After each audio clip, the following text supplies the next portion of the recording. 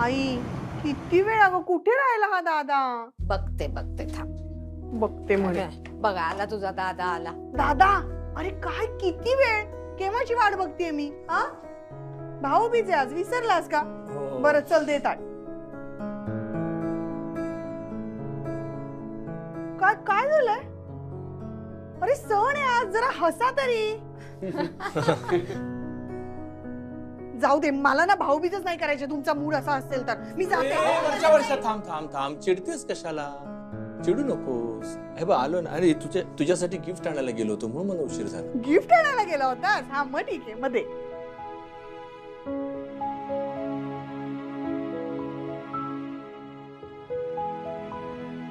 काय रे नंदू काय तू का बसलायस इथे? तुला काय वाटतंय दादा नंतर मी तुला ओवाळणार आहे का? अरे आज भाऊबीज आहे पाडवा नाही. अगं माहितीये मला आनंदी वहिनी ओवाळतील ना. का तुझी ताई कुठे गेली? ते हे दिवाळीसाठी माथेरानला फिरायला गेली ती म्हणून. आणि कसं आहे की मला कोण म्हणजे खूप एकटं वाटतं. एकटं का वाटतंय? मी आहे ना, मी ओवाळते तुम्हाला. बघ गिफ्ट दे. हा गिफ्ट दे दे. चला बघूया. बघू बघ हळू जरा हळू. अगं जरा सावकाश. हो ग ते बाळ पण तसंच होईल. आई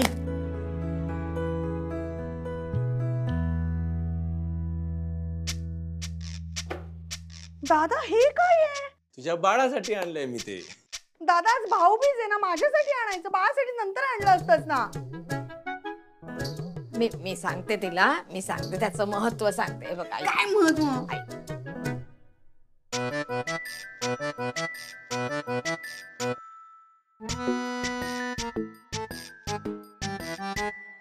त्यांना द्या.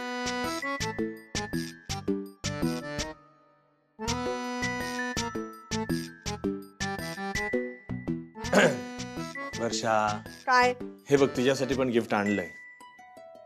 आणलं होतंस? हो. कशाला मग असं बोललास? बघूया काय आणलंय. आई साडी. घे, घे, घे. मस्त आहे. आवडली ना? हो. तुला माहितीये का मी बाळासाठी गिफ्ट का आणलं? कारण आज तू एकटी मला ओवाळत नाहीये, तुझ्यासोबत तुझं बाळ सुद्धा मला ओवाळतंय ना म्हणून मी आणलं. हा ठीक आहे ठीक आहे.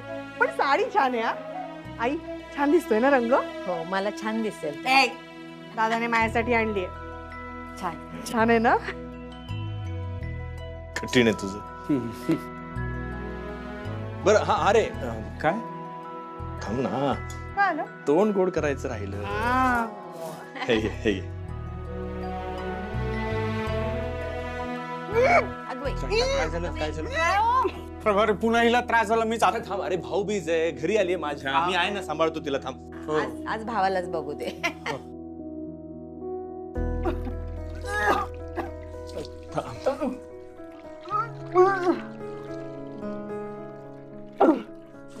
हे घे.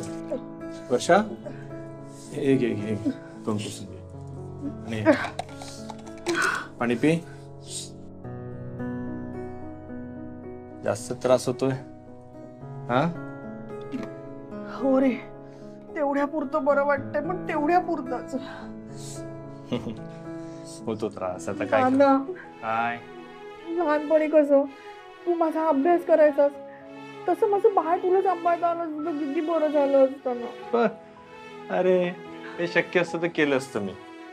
खरंच केलं असतं. ते जरा टॉवेल दे. हा.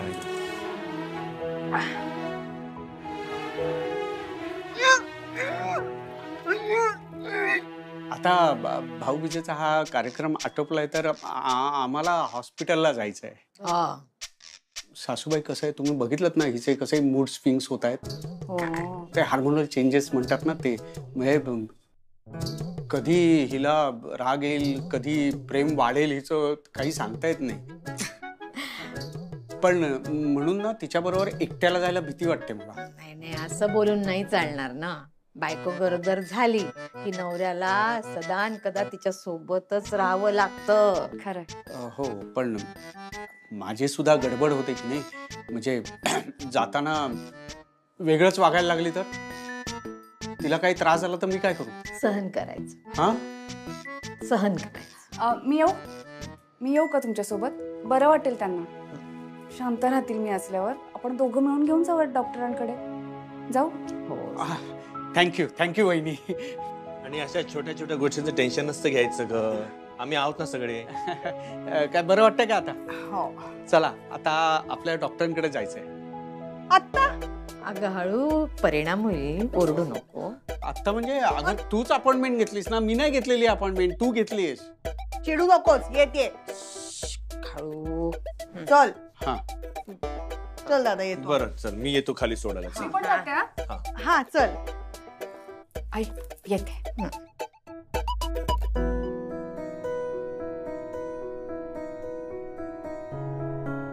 आई आपण सकाळी जे काही बोललो ते लक्षात आहे माझ्या. मी सगळे प्रयत्न करेन. येते. कर बाई कर, प्रयत्न कर. मला पेढाच हवाय.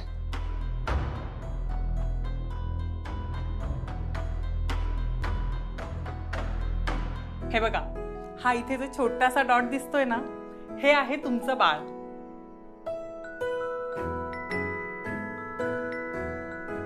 हार्टबीट्स तर तुम्ही मगाशी ऐकलं ते सोनोग्राफी करताना. बरं डॉक्टर, सगळं ठीक आहे ना? हो हो, सगळं ठीक आहे, सगळं व्यवस्थित आहे. तरीही काळजी मात्र घ्यायला लागेल. हा, हा. बाळाची वाढ सुद्धा छान आहे. हर्षदे, कोणाचीही नजर नको लागायला.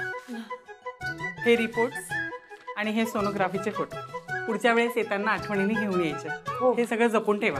हो हो.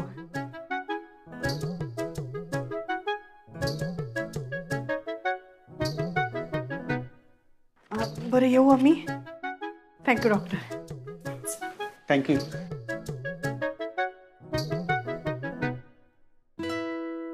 नंदू, आपण एक काम करू. आपण ना हे रिपोर्ट आईला दाखवूया आणि तुझ्या आईला याचे फोटो पाठवूया. अगं ह्यात काय कळणार आहे, एवढूस तर बाळ आहे आता. अरे असं काय करतोस नंदू? त्यांना आनंदच होईल ना हे बघून. बरं ठीक आहे, आधी घरी तर जाऊ. चालेल. मी आलेच. हा, कुठे चाललीस? आलेच मी. तुम्ही तोपर्यंत रिक्षा थांबवा. आलेच. थांबव रिक्षाचं. हा बाळा, आज एक ऑपरेशन आहे म्हणून मला घरी यायला उशीर होतोय. डॉक्टर असं काय? आत येऊ? चल, मी नंतर फोन करते. हा, हो हो ठेव. मी काही विसरलात का तुम्ही? नाही नाही नाही, आता वर्षा गावडे सोबत आलेलात ना? बरोबर. जरा महत्वाचं बोलायचं. बसा ना, बोला. काय मी पण आई होण्यासाठी प्रयत्न करते. माझ्या डॉक्टरांना विचारलं तर हे रिपोर्ट्स आहेत माझे, तर त्या म्हणाल्या की तुम्ही कधी आई होऊ शकत नाही, पण आई व्हायचं आहे मला. तुमचं काय मत आहे ते बघा ना, रिपोर्ट्स बघा आणि काय वाटते, काही चान्सेस आहेत का? ओके.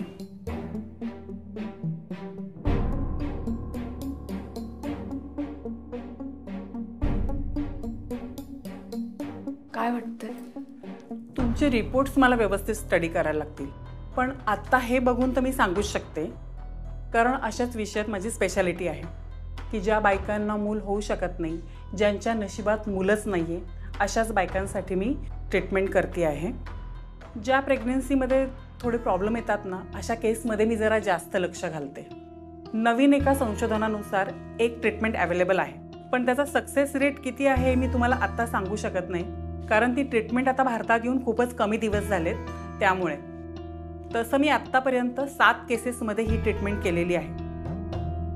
तर त्या 7 केसेसपैकी 5 केसेसमध्ये आम्हाला यश मिळालं आहे. या संदर्भात US मधल्या एका डॉक्टरांशी मी टचमध्ये आहे आणि त्यांच्या मार्फतच आपण ही ट्रीटमेंट करतो. तर बघूया. हां, म्हणजे आई होऊ शकते मी? आपण प्रयत्न करू शकतो तसं. प्रयत्न तर करायलाच हवे. सगळ्याचा किती खर्च असेल मॅडम? ही ट्रीटमेंट तशी महाग आहे. अंदाजे 10 लाखापर्यंत खर्च जाईल. किंवा म्हणजे 10 लाख?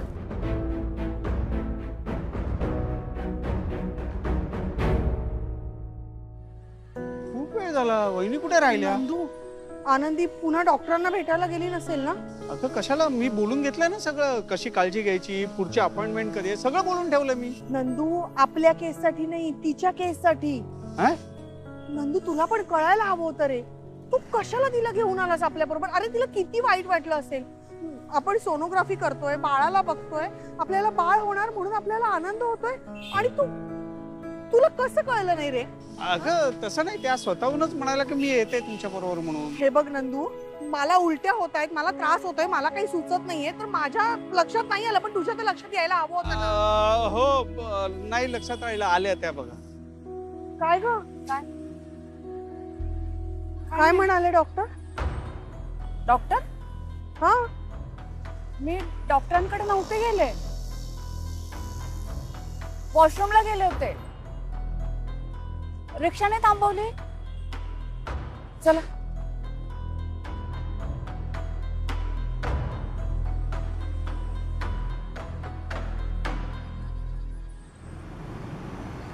अरे बाबा काय करतोयस? ये नाही ते आमच्या बरोबर खेळायला.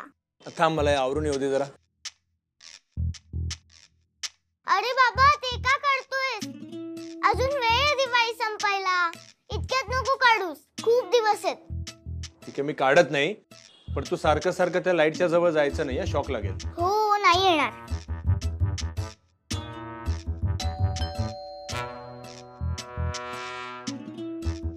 माझं होतं, तू माझ्याकडे लक्ष नाही दिलंस. तू थांब. साहेब, किराणाचं बिल. हा, मी नंतर येऊन देतो. ठीक आहे.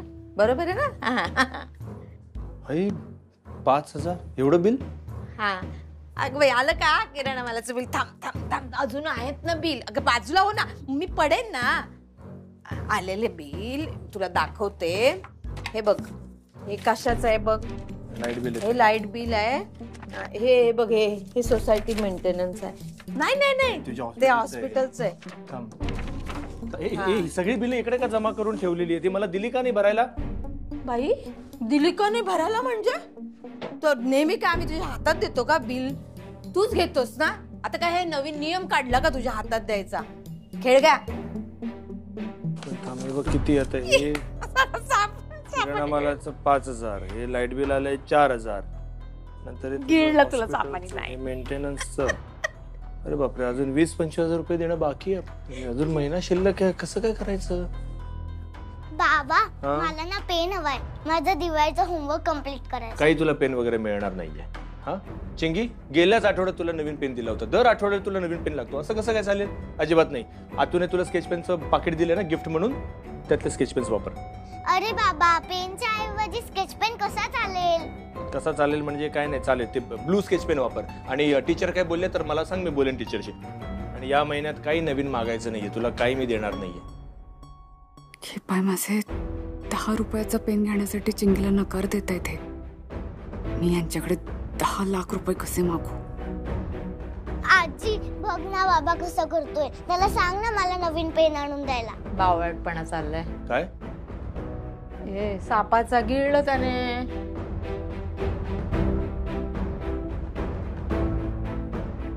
आई, बाबाला सांग ना मला पेन घेऊन द्यायला. चिंगी, मी तुला सांगितलं की नाही, या महिन्यामध्ये नवीन काही मागायचं नाही. तुला मी काही देणार नाहीये. आईकडे हट्ट करू नकोस. ठीक आहे. हे ठीक आहे की बच्ची. ओ आई, कोण खेळायचं? मी एकटी खेळू का? हे बघ, असं आहे सगळं मुडी काम आहे. ठीक आहे, मी भूक लागली असेल ना सगळ्यांना वाढायला घेते. आनंदी थांब. आता मी काय सांगतो ते ऐक. ही सगळी बिलं भरायची बाकी आहेत अजून. हा, अजून बरेचसे पैसे लागणार आहेत आणि अजून महिना शिल्लक आहे. तेव्हा नवीन खर्च आता काही काढू नका. आता बाहेरचं जेवण वगैरे ना ते सध्या थांबवा. हॉटेलमधलं काही आणायचं नाही, बाहेरचं काही आणायचं नाही. घरामध्ये जे बनेल ते सर्वांनी जेवायचं. हा, हे सगळ्यांनी आता लक्षात ठेवायचं. या महिन्यामध्ये नवीन खर्च अजिबात केला जाणार नाही कुठल्याच गोष्टीवर. काय रे राघवा, काय चाललंय तुझं? हा, खाण्यापिण्यावर कसले निर्बंध आणतोस तू? खाण्यापिण्यावर कोण निर्बंध आणतंय? काय आहे? हे काय बोललास तू आता? फराळ बनलाय ना घरामध्ये, एवढा बनलाय जो महिनाभर पुरेल. सगळ्यांनी तो खाल्ला तरी काही हरकत नाहीये. नवीन खर्च अजिबात चालणार नाही. बाई, फराळ खायचा? नॉनव्हेज नाही? काय झालं याला?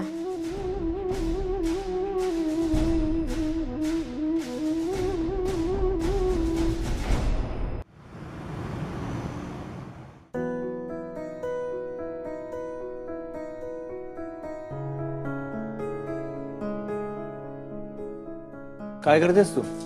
हा काय करतेस? अहो, आपली चिंगी असं अर्धवट पेन वापरते, फेकून देते. मी जमा करून ठेवले होते, तिला हवाय ना एक देते यातलं. तिने तुझ्याकडे तक्रार केली का माझी? तक्रार नाही केली तिने. तुम्ही नेहमी सगळ्यांचे हट्ट पुरवतात ना, सगळ्यांचं सगळं करतात. पहिल्यांदा तुम्ही चिंगीला नकार दिलाय. यामागे नक्कीच काहीतरी कारण असेल ना. आनंदी, आपण निर्णय घेतला खरा की आपल्याला स्वतःचा एक स्वतंत्र बिझनेस असायला हवा, पण वाटतं तितकं सोपं नाही येते. बिझनेस सुरू केल्यापासून पाटकर बाबा खूप पैसा ओततायत. इतकं मोठं ऑफिस, मी नाही नाही म्हणताना एवढं मोठं ऑफिस त्यांनी घेतलं. सगळं सगळं मान्य आहे. अगं पण मिळकत काहीच नाहीये. पैसा नुसता चाललाय, येत नाहीये.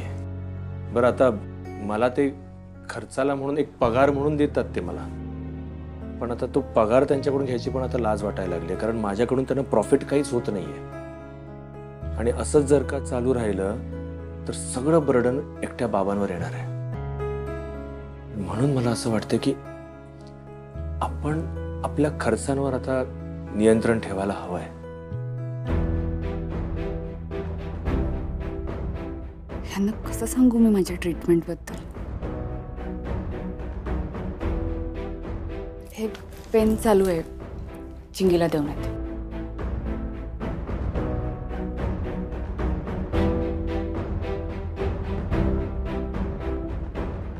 आनंदी, अरे एवढं काही गरम नाही होते, एसी कशाला लावला?